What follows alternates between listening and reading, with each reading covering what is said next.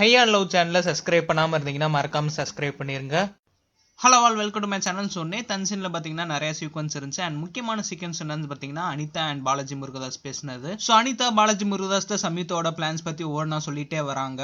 And அனிதாவோட guess படி சம்யுக்தா போறதுக்காண்டி தான் chances இருக்குன்னு சொல்லிட்டு பாலாஜி முருகதாஸ் தான் சொல்றாங்க. இதுக்கு ரிப்ளை பண்ண பாலாஜி முருகதாஸ் இல்ல சம்யுக்தா போக மாட்டாங்க, சனம் தான் போவாங்கன்னு சொல்லிட்டு அனிதாட்ட சொல்றாரு. அண்ட் எந்த ரீசன் கட்டி சனம் இந்த வாரம் வெளியில போவாங்கன்னு சொல்லிட்டு சொல்றாருன்னா சனம்க்கு ஆடியன்ஸ் மத்தியில ஒரு சிம்பத்தி இருக்காம், அதனால ஆடியன்ஸ் சேவ் பண்றாங்களாம். அது மட்டும் இல்லாம இன்னொன்னு ஒன்று சொல்றாரு, இவ்வளவு வாரம் நாமினேஷன் சனமோட ஒரு வீக் கண்டஸ்டன்ஸ் இருந்தாங்க. சோ அதனால சனம் வெளியில போல. சோ இந்த வாரம் கண்டிப்பா சனம் வெளியில போவாங்கன்னு சொல்லிட்டு பாலாஜி முருகதாஸ் சொல்றாரு. இதுக்கு ரிப்ளை பண்ண அனிதா இல்ல சனம் சேஃப் கேம் விளையாடவே இல்ல, சனம் வெளியில போக மாட்டாங்க, கண்டிப்பா ஆடியன்ஸ்க்கு அவங்களுக்கு பிடிச்சிருக்கும் சொல்லிட்டு ரிப்ளை பண்றாங்க.